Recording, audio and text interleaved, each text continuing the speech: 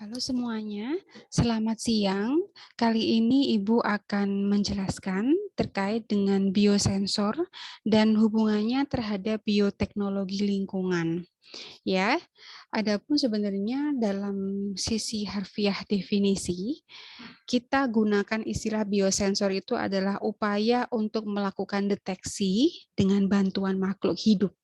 Ya, nah deteksi yang dimaksud itu seperti apa? Deteksi yang dimaksud adalah kita memanfaatkan bahan bahan yang memang bisa dikenali oleh suatu makhluk hidup atau menjadi ciri khas dari suatu makhluk hidup tersebut. Kemudian dari ciri khas tersebut bisa dikenali oleh peralatan, ya bahasanya itu adalah suatu semacam katakanlah suatu benda atau barang yang sudah dilengkapi atau sudah ditambahi dengan penjerap atau bahasanya pengikat dari apa yang akan kita deteksi. Misalkan sebagai contoh, ada yang namanya detektor asap. Seperti di beberapa gedung, di beberapa mall yang memang di situ ada detektor asap yang fungsinya adalah ada suatu sinar di situ ya. Kalau detektor asap itu ada sinar semacam inframerah begitu yang terus dia pasti akan terus berhubungan antara satu dengan yang lainnya, ada positif dan negatif gitu ya. Jadi positifnya itu terus dia akan memancarkan sinar ke negatif, dan ketika si posisinya kutub negatifnya tidak menerima sinar dari positif, maka menandakan bahwa tertutup oleh asap, sehingga alarm akan menyala atau mungkin bisa jadi air yang akan keluar dari beberapa titik tertentu untuk memadamkan. Ya, karena deteksi asap ditandai kemungkinan adanya proses pembakaran. Nah, untuk biosensor bagaimana? Untuk biosensor di sini berarti ada suatu alat semacam tadi, ya, karena tadi itu yang dinamakan sensornya, yaitu ada suatu yang negatif dengan positif, di mana negatifnya ini yang menerima signal dari positif.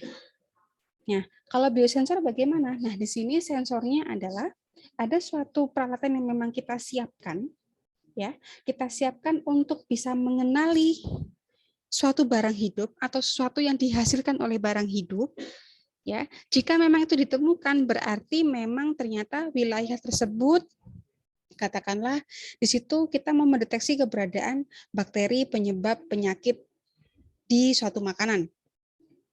Kalau kita tes dengan alat kita, ternyata ada, berarti menunjukkan bahwa makanan ini mengandung bakteri berbahaya. Jika memang tidak ada, berarti aman untuk dikonsumsi. Nah, bagaimanakah fungsi biosensor itu sendiri terhadap bioteknologi lingkungan atau terhadap lingkungan? Apa efeknya? Sebelumnya, sebelum UTS kalian mempelajari peran bioteknologi lingkungan, bagaimana lingkungan itu sendiri sebenarnya telah menunjukkan signal-signal tertentu. Ya, ketika dia misalkan suatu sungai sudah melampaui beban pembuangan suatu limbah pabrik gitu ya, pasti yang tumbuh adalah hewan-hewan tertentu yang bisa hidup dengan kondisi oksigen sangat rendah. Ya, bahkan justru di situ banyak CO2-nya atau bahkan banyak sekali kandungan bahan organiknya. Maka ada beberapa jenis mikroba tertentu, nah itu juga bisa dikatakan sebagai biosensor. Ya, istilah untuk kita memonitoring suatu wilayah dengan mikroorganisme atau dengan organisme yang posisinya berada di ruaya tempat dia bernaung, itu namanya biomonitoring. Ya, saya ulang bahwa ada suatu istilah ketika kita berada atau kita menuju suatu titik lokasi, di situ kita temukan hewan atau makhluk hidup yang memang dia tempat tinggalnya di situ, dan ternyata dia itu memiliki karakteristik bisa hidup dengan ciri khas lingkungan oksigen rendah, organik tinggi, ya. Ada beberapa hal lain-lainnya. Nah, proses di mana kita menilai suatu wilayah karena keberadaan mikroorganisme atau organisme di situ namanya biomonitoring. Namun, ketika kita melakukan uji kelayakan suatu lingkungan tersebut, tapi kita bawa sampelnya, kita ambil airnya, kita ambil tanahnya, kita ambil atau hewan atau tumbuhan yang ada di sana, kita bawa ke lab. Untuk kita uji, sampai di mana, misalkan sampai di mana tingkat ketahanan dia terhadap lingkungan yang terlalu kaya akan bahan organik. Ingat, terlalu banyak beban bahan organik dalam suatu lingkungan menandakan bahwa tingkat polusinya sangat tinggi. Nah, ketika kita bawa ke lab untuk kita ujikan, ya, apakah dia memang lingkungan tersebut kaya akan bahan organik, rendah oksigen dan masih banyak lagi, itu namanya bioassay. Ya, seperti itu. Oke, sekarang mungkin nanti akan Ibu jelaskan. Nah, di sini Ibu tadi mendapatkan beberapa jurnal yang bisa menjadi acuan pada hari ini untuk kita bahas, ya. Jadi untuk lebih tepatnya biosensor ini sebenarnya masih sangat tidak umum di Indonesia, ya, tapi menjadi bahan untuk tesis Ibu waktu itu. Jadi biosensor ini menarik, Nak. Kita benar-benar memanfaatkan suatu benda sebagai tujuan kita, dalam bahasa Inggrisnya itu analit, ya. Bahan yang kita tuju untuk kita deteksi, kemudian kita merancang suatu alat yang bisa mengenali analit tersebut, ya. Bahasanya recognition elements. Jadi contoh di sini saya mau menangkap Escherichia coli atau E. coli pada susu, ya, atau pada sungai gitu ya, atau bukan sungai, katakanlah got gitu ya, got kecil. Ada nggak E. coli di sini? Padahal di situ bukan tempat pembuangan tinja manusia. Kita cek, ya. Kita lakukan suatu rancang bangun, ada suatu benda yang di situ bisa mengenali E. coli. Bagaimana caranya suatu benda tidak hidup bisa mengenali barang hidup? Nah, berarti dia harus ditempeli, bahasanya itu berarti di-attach, ya, atau ditempel atau dilampiri oleh bahan yang bisa mengenali E. coli. Bahan seperti apa biasanya? Biasanya E. coli itu merupakan bakteri gram negatif, ya, gram negatif, yang dimana gram negatif itu memiliki outer membrane, ya, memiliki outer membrane, dan outer membrane itu dikenali oleh suatu enzim. Bisa kita tambahi bahan yang tidak hidup itu dengan enzim untuk mengenali E. coli, ya. Dan sebenarnya pada dasarnya untuk kita bermain biosensor ini, kita bisa dengan ilmu dasar kimia, ilmu dasar fisika itu kita bisa loh menghubungkan antara benda-benda yang sebenarnya tidak organik menjadi organik, atau benda-benda yang tidak organik bisa attach dengan bahan-bahan organik. Tentunya ada penambahan, biasanya bisa jadi karena ada penyalutan, jadi ada bahan-bahan semacam latex begitu, tapi ukurannya nano, ya, ukuran nano scale, jadi dia benar-benar bisa melapisi bahan semacam perak sekalipun. Kemudian setelah ada jadi begini, gambarnya begini, ya. Jadi waktu kebetulan Ibu juga sedikit pernah melakukan ini, jadi bisa cerita kepada kalian, ya. Jadi katakanlah di sini kita memiliki perak, ya, Nak, ya. Kita memiliki perak. Kenapa kita menggunakan perak di sini? Karena perak itu sendiri juga bahannya itu semacam inert gitu ya, tidak bereaksi dengan apapun, jadinya tidak beracun juga, aman ketika kita melakukan suatu kegiatan sensori. Atau kita gunakan silikon. Silikon juga sama. Silikon juga merupakan bahan atau silika, ya. Kita bisa menggunakan silika yang aman, tidak bersifat terlalu negatif maupun terlalu positif. Nah, silika ini, ya, ini ukurannya aja sudah nano, Nak. Ukurannya sudah nano, 10⁻⁹ meter. Kemudian dia itu dilapisi oleh bahan yang sifatnya bisa menjadi lem untuk bahan-bahan yang lain. Bahan penempel ini, nah, kita bisa menggunakan latex, Nak. Latex itu apa?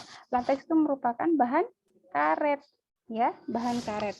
Dan bahan karet ini juga bisa berukuran nano yang bisa kita upayakan, kita campurkan dengan silika. Kemudian dari sini kita bisa menempelkan entah itu bahan-bahan yang bisa mengikat bakteri, atau kita bisa mengenali bahan-bahan keluaran dari bakteri, entah misalkan bakteri secara umum, secara besarnya, whole cell, ya, dari keseluruhan sel, dari entah itu outernya sampai isinya, kita bisa menggunakan antibody. Ya, antibody itu simbolnya Y. Nah, kalau kita menggambar, ya. Nah, di sini adalah ya puncak di sini adalah untuk pengikatnya. Bagaimana dia bisa mengikat analitnya. Nah, di sini nanti akan ditempel-tempel begini. Nah, jadi ini fungsinya. Kita menggunakan semacam kita bangun ya, kita bangun suatu rancangan yang fungsinya adalah untuk rekognisi elemen, untuk bisa mengenal elemen-elemen di sekitarnya. Yang dimaksud juga harus sangat sensitif. Kita hanya mau mengecek ada E. coli apa tidak. Nah, untuk tahu itu, untuk lebih sensitifnya, kita menggunakan antibodi khusus untuk mengenali E. coli. Nah, makanya mengapa alat deteksi ini biasanya memang tidak murah, tapi memang untuk para penilai, biasanya yang untuk orang-orang AMDAL ya, atau orang yang sangat concern dengan alam, dengan lingkungan, itu pasti dia dilengkapi dengan peralatan semacam ini, deteksi-deteksi ini, utamanya deteksi-deteksi yang memang sangat berbahaya bagi alam. Contohnya adalah pembuangan logam berat sembarangan, itu juga tidak boleh, nah ya. Dan memang ini juga harus diperketat. Jadi ini adalah salah satu contoh jurnal yang saya dapatkan, Enzyme Based Biosensor for Detection of Environmental Pollutant Review. Jadi ini review, bagus sekali, nanti akan saya share kepada kalian. Jadi bagaimana kita bisa mendeteksi keberadaan polutan dalam suatu lingkungan dengan memanfaatkan enzim. Ya, jadi beberapa intinya beberapa protein itu pasti akan dikeluarkan oleh makhluk hidup tertentu. Ya, nah di sini enzim ini merupakan pertanda bahwa makhluk hidup itu telah memanfaatkan, atau bahasanya begini, bahasa kasarnya, makhluk hidup itu akan tinggal di tempat tertentu, atau makhluk hidup namanya A, dia itu akan tinggal di suatu lingkungan tersebut jika ada makanannya. Ya, sama seperti semut. Semut itu akan ada di situ jika ada gulanya. Sama seperti mikroba. Mikroba ada di suatu lingkungan tertentu berarti karena ada makanannya. Nah, di sini teknologi apa yang dipersiapkan ketika mikroba itu mencerna suatu polutan dan menghasilkan enzim. Jadi enzimnya tersebar di mana-mana. Dan enzim ini yang dikenali oleh biosensor menandakan bahwa ada polutan berbahaya di situ. Jadi ada tingkatannya. Jadi tingkatannya adalah ya. Jadi tingkatannya adalah ada makanan. Ya. Ada makanan. Di sini makanannya kesukaan salah satu jenis mikroba. Katakanlah mikroba. Ya.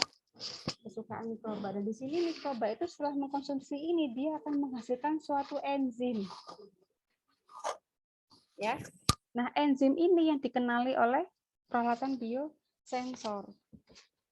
Ya, karena bisa jadi walaupun ada bakterinya, tapi kalau bakterinya tidak memanfaatkan itu, kita nggak perlu, atau kita berpikir, aduh, jangan-jangan ini nggak sembarangan langsung mengatakan bahwa ini ada polusinya. Bisa jadi bakteri itu datang dari air hujan, kan begitu. Jadi kita tidak serta-merta bernegatif thinking, wah di air ini ada mikroba ini, berarti mikroba ini berbahaya. Belum tentu, belum tentu. Tapi jika ditemukan suatu bahan ya yang merupakan hasil luaran dari metabolisme mikroba tersebut, nah itu menandakan bahwa oh iya berarti ada polusi jenis ini ya, karena mikroba tersebut telah memanfaatkan bahan tersebut untuk bahan makanan. Seperti itu ya.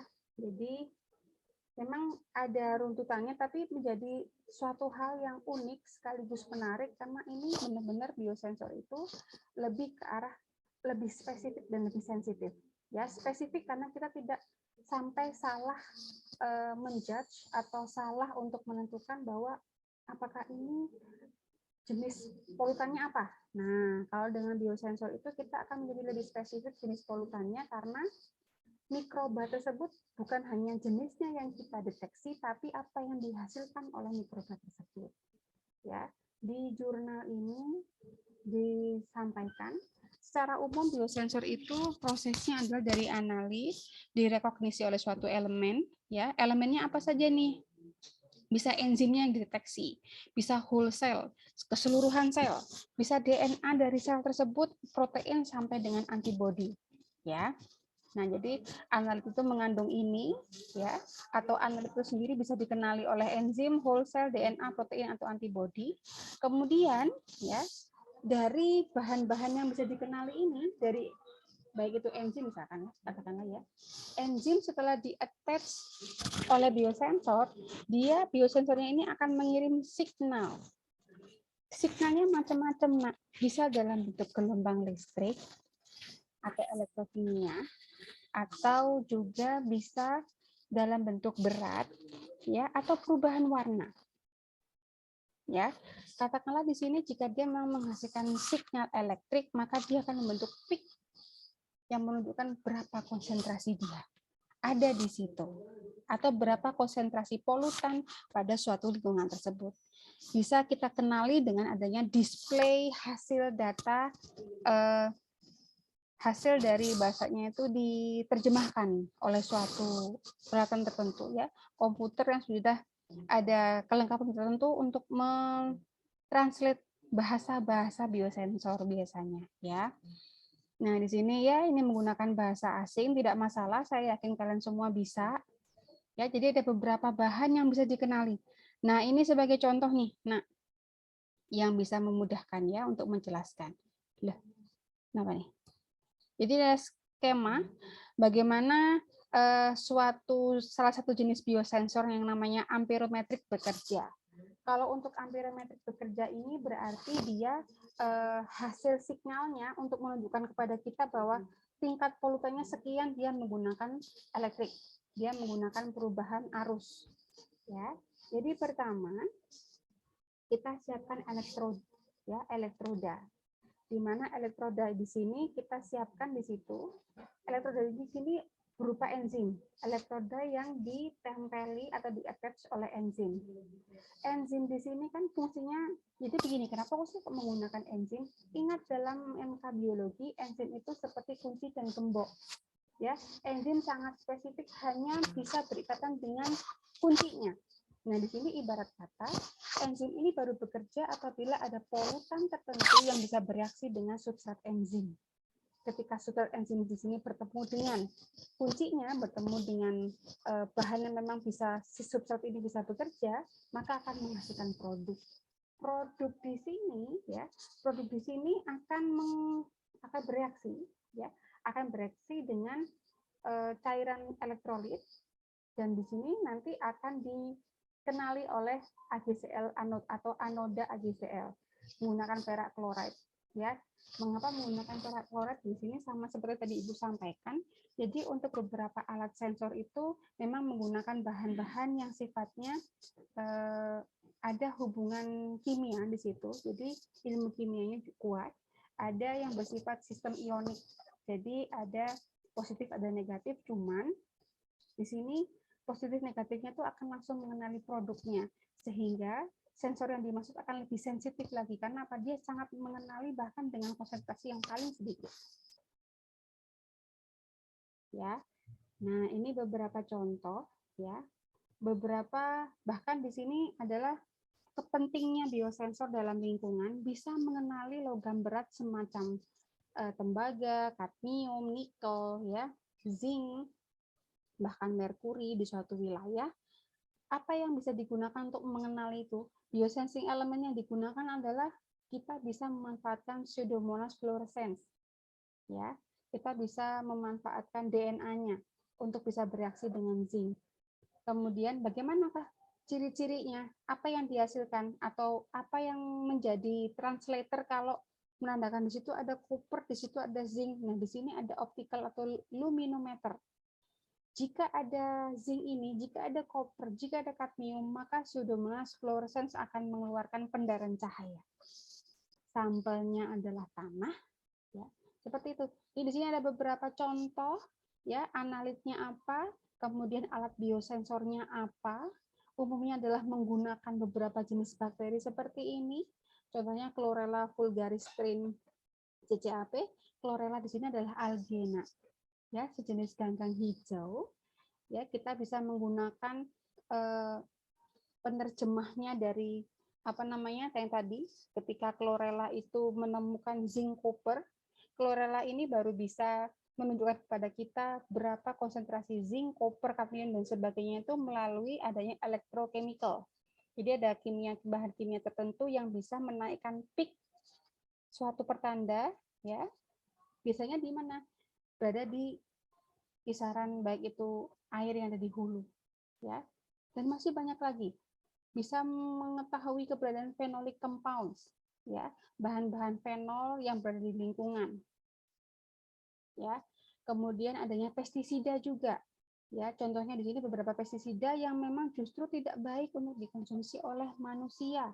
Ya, kita bisa memanfaatkan beberapa enzim yang bisa mengenali pestisida tersebut. Contohnya simazina bisa dideteksi dengan keberadaan enzim peroksidase. Ya, kemudian di sini transducernya atau yang bisa menerjemahkannya atau alatnya kita bisa menggunakan potensiometrik. Ya, di sini contohnya adalah sampelnya di soil, di tanah maupun di air limpah. Ada pestisida, ada herbisida, ya. Nah, untuk bagaimana pola pekerjaan itu bisa terjadi, bagaimana ceritanya suatu sensor itu bisa mengenali atau apa yang dikenali oleh suatu alat tersebut, ya. Kita tidak lari dari proses kimianya, anak-anak. Ya. Jadi katakanlah suatu enzim tadi. Enzim tadi mengenali polutan yang ada di luar. Nah, enzim tadi memanfaatkan kunci gembok. Jadi yang menjadi kunci adalah bahan polutan. Ya. Tapi dari enzim tersebut bagaimana bisa dikenali oleh suatu alat untuk bisa diterjemahkan dalam suatu display berapakah konsentrasinya. Nah, yang dimanfaatkan adalah seberapa besar, ya, seberapa besar enzim tersebut bisa diterjemahkan menghasilkan data angka tertentu yang menunjukkan bahwa polutan itu benar-benar ada, pertama. Yang kedua adalah dari kemampuan si enzim tersebut benar-benar tertutup sempurna oleh polutan. Tadi kan di elektroda itu kan ada katakanlah 15 enzim. Dari 15 enzim itu apakah kesemuanya itu tertutupi oleh polutan? Berarti kita sudah punya, bahasanya sudah punya ketentuan, sudah punya standar. Jika alat kita sepenuhnya sudah tertutupi oleh polutan, itu menandakan tingkat polutannya sekian persen. Nah, itu bisa menggunakan itu, atau kita bisa memanfaatkan reaksi, ya, reaksi kimia, ya, katakanlah di sini ada biodegradasi dari hidrolase, ya. Bagaimana suatu bahan itu akan benar-benar terdegradasi. Bagaimana cara kita untuk mengetahui bahwa bahan-bahan yang ada di depan kita sebagai sampel itu mengalami degradasi? Kita bisa melakukannya dengan melakukan uji, ya, uji tambahan bahan kimia. Jika dia berubah warna menunjukkan bahwa ada reaksi. Jika tidak ada perubahan warna tidak ada reaksi, atau ada pengendapan, atau ada perubahan warna, ya. Perubahan warna sudah, ada pengendapan, ada pengumpalan, ya, atau adanya perbedaan fase. Itu bisa terjadi. Ya. Di jurnal ini tadi oke. Jadi ada memang fenol bisa, herbisida bisa di lingkungan, ya. Ini juga contoh beberapa bentuk representatif dari suatu alat. Jadi sebenarnya kita bisa merancang ini, Nak. Tapi konsepnya adalah seperti ini. Contohnya di sini adalah potentiometric sensor. Kalau potentiometric sensor, dia harus dilengkapi beberapa alat ini, ya, yang fungsinya adalah dia menerjemahkan suatu perubahan tertentu menjadi potensial listrik, ya. Karena potensial listrik itu bisa diukur, maka ada penerjemah suatu perubahan potensial listrik atau suatu perubahan arus sedikit saja itu menunjukkan ada polutannya. Berapa besaran konsentrasinya bergantung dari besaran perubahan potensial listriknya. Seperti itu. Ya. Oke, kemudian Ibu juga tadi mendapatkan jurnal ini, ya, tentang biosensor for environmental application. Jadi untuk kedepannya, untuk masa depan, kira-kira biosensor itu fungsinya di mana? Sangat bermanfaat pastinya. Bermanfaat gimana kalau untuk di lingkungan? Dengan keberadaan biosensor itu ya bisa untuk mengukur seberapa beracunnya suatu polutan. Ya, polutan itu sendiri kan juga merupakan bahan yang seharusnya kita minimalisir, ya. Atau setidaknya sebelum dia dibuang ke lingkungan, upayakan supaya tidak sampai terjadi kehidupan yang tidak lestari, gitu ya. Selain toxicity atau tingkat racun, juga kita bisa melihat efek dari endokrin, ya, atau EDC di sini, yang memang secara umum memang dihasilkan dan dibuang ke alam dari beberapa jenis limbah industri, bisa juga dari berbagai macam bahan-bahan pengusir hama atau biocide, ya.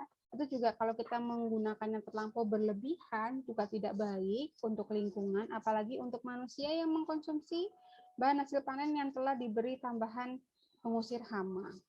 Juga beberapa penelitian lebih lanjut untuk kesininya itu memang ada beberapa penambahan hormon anak-anak.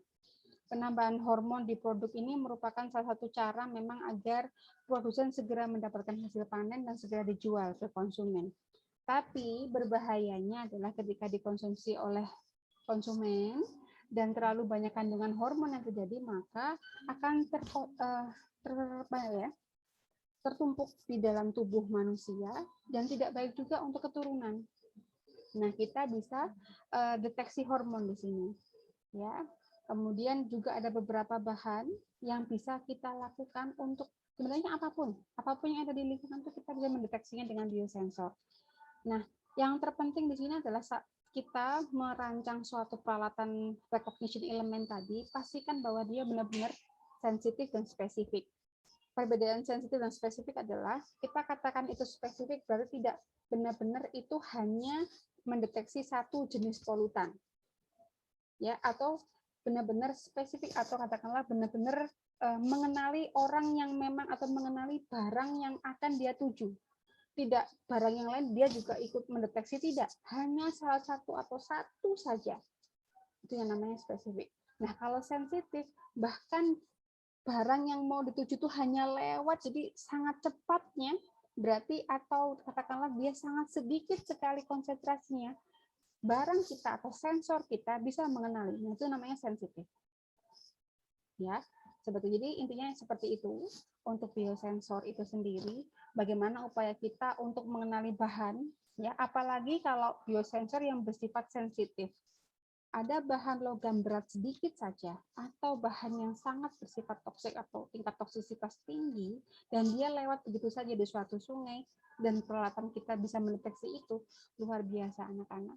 Berarti kita merancangnya harus sampai dengan tingkat yang namanya elektroda tadi, mungkin yang awalnya diisi 15 enzim harusnya diisi 100 enzim supaya apa? Barang sedikit saja dia bisa mengenali. Nah, bagaimanakah caranya supaya suatu permukaan itu benar-benar bisa bisa ditempeli oleh bahkan ratusan alat rekognisi kita atau alat rekognisi elemen kita, yang saat ini sedang diupayakan adalah menggunakan teknologi nano sampai zepto gitu ya. Baik itu bisa menggunakan karbon multi-wall, bisa untuk yang single wall. Kalian bisa cek di internet apa maksudnya. Ada multi-wall carbon nanotube, ada single wall carbon nanotube, ada juga yang bentuknya grafin. Jadi di situ kenapa sih umumnya kok menggunakan karbon? Karbon itu sangat mudah sekali ditempeli dengan bahan-bahan elemen bio. Ya, biar itu enzim, biasa itu whole cell, bisa itu antibody. Karbon itu sangat mudah ditempeli, nak. Yang kedua yang sering dipakai untuk bisa mengattach bahkan ratusan enzim, ratusan antibodi itu menggunakan emas, ya, menggunakan emas AU.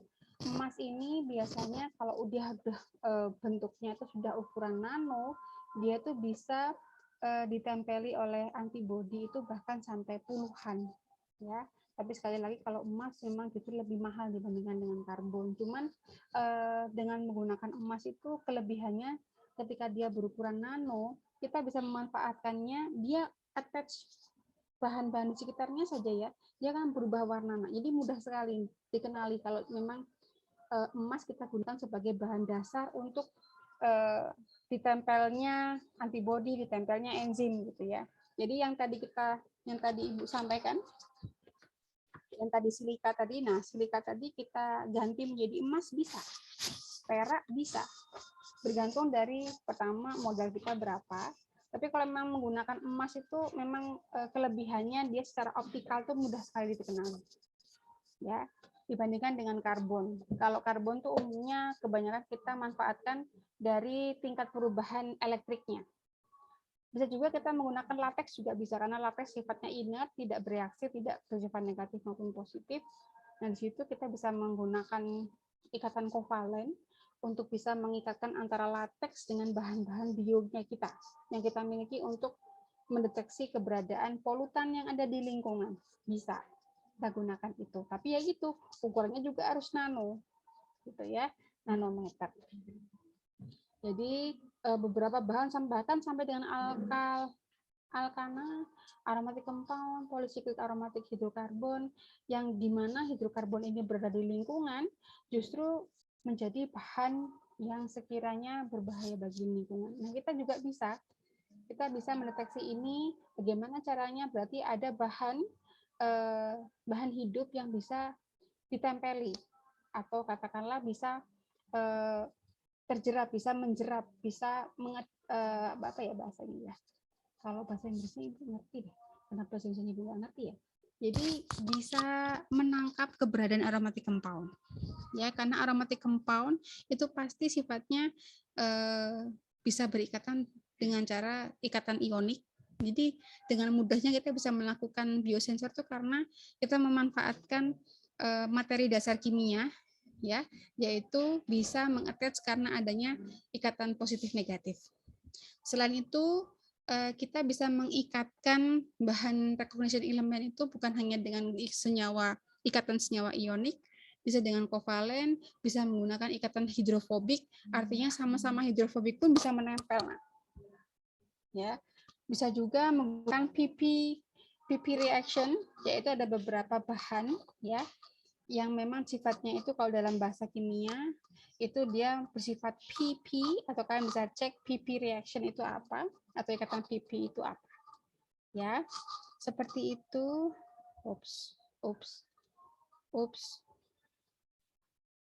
Nah, ini juga ada beberapa materi yang bisa kalian unduh juga. Tapi pada dasarnya intinya adalah untuk bisa kita memanfaatkan biosensor itu lebih bagus lagi, Nak, untuk masa depan. Karena apa? Biosensor itu setidaknya bahkan di barat itu sudah banyak diproduksi. Ya. Atau paling tidak kita memanfaatkan apa yang ada yang Tuhan ciptakan, kita modifikasi ya dengan beberapa peralatan yang tidak bersifat hidup, kita tempeli dengan barang hidup untuk mendeteksi keberadaan bahan-bahan berbahaya di lingkungan kita. Atau paling tidak ada mikroba-mikroba tertentu yang memang menjadi pertanda bahwa ada polutan berbahaya di situ. Kita bisa memanfaatkan itu. Ya, karena menunggu adanya kita harus membutuhkan alat detektor untuk mendeteksi misalkan polutan berbahaya, misalkan menunggu barang itu terlampau lama gitu ya, atau bahkan belum ada platform itu, setidaknya kita bisa melakukan biomonitoring. Kita cek baunya, karena beberapa mikroba juga menghasilkan bau tertentu ya. Dia menunjukkan sebenarnya ya lingkungan itu sebenarnya bisa mudah terbaca apabila kita itu peka ya, sensitif bahasanya, sama seperti biosensor. Biosensor itu juga pada dasarnya dia harus spesifik dan sensitif ya. Kalau misalkan tidak berbau lah hati-hati. Misalkan dia berwarnanya mungkin tidak berwarna, tapi ketika kita cek ada bahan-bahan berbahaya seperti herbisida misalkan di suatu lingkungan, padahal di situ dekat sekali dengan lingkungan perumahan, anak-anak mudah bermain di situ. Nah, kita perlu melakukan itu, apalagi untuk yang mencintai lingkungan. Nanti beberapa materi ini akan Ibu share di Google Classroom ya untuk menjadi bahan bacaan kalian jika berminat ya. Tapi saya kira ilmu ini sampai dengan saat ini terus berkembang anak-anak untuk biosensor ya, apalagi yang berhubungan dengan lingkungan. Kalau bukan kita yang menyayangi lingkungan, terus siapa lagi? Ya, saya harap ilmu biosensor ini akan terus berkembang dan syukur-syukur lebih baik kalau misalkan menjadi bahan rujukan kalian untuk menyelesaikan tugas akhir. Ya, kalau misalkan tidak seperti itu ya kita bisa lanjutkan itu ke master. Begitu. Demikian materi yang bisa Ibu sampaikan terkait dengan biosensor dan perannya di bioteknologi lingkungan. Kurang lebihnya Ibu mohon maaf sekali untuk hari ini. Terima kasih atas perhatiannya. Selamat siang anak-anak. Sampai jumpa. Wassalamualaikum warahmatullahi wabarakatuh.